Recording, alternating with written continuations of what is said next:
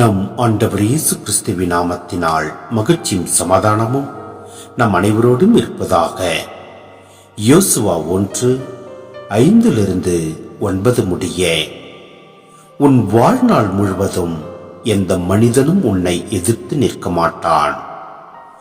மோசேயுடன் நான் இருந்தது போல் உன்னோடும் இருப்பேன். உன்னை கை நெகிழ மாட்டேன், கைவிடவும் மாட்டேன். வீறுகொள், துணிந்து நில். ஏனெனில் இம்மக்களின் மூதாதையருக்கு கொடுப்பதாக நான் வாக்களித்த நாட்டை இவர்கள் உரிமையாக்கி கொள்ளுமாறு செய்வாய். திடமும் உறுதியும் கொண்டு என் ஊழியன் மோசே கட்டளையிட்ட எல்லா சட்டங்களையும் கடைபிடிப்பதில் கவனமாயிரு. நீ அதனின்று வலப்புறமோ இடப்புறமோ திரும்பாதே. அப்பொழுதுதான் நீ செல்லும் வழியெல்லாம் வெற்றி பெறுவாய்.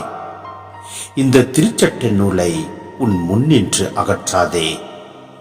இரவும் பகலும் இதனை தியானம் செய்து இதில் எழுதியுள்ள அனைத்தையும் கடைபிடிப்பதில் கவனமாயிரு.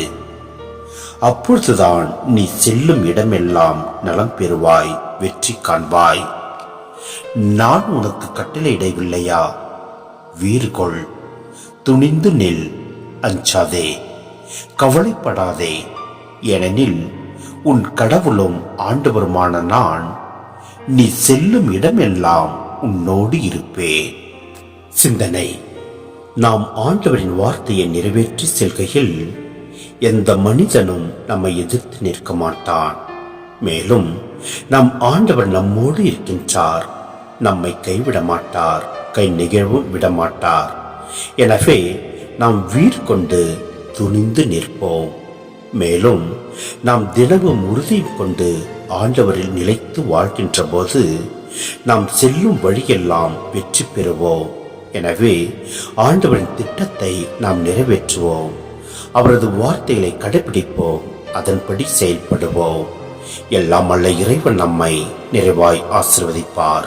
ஆமென்.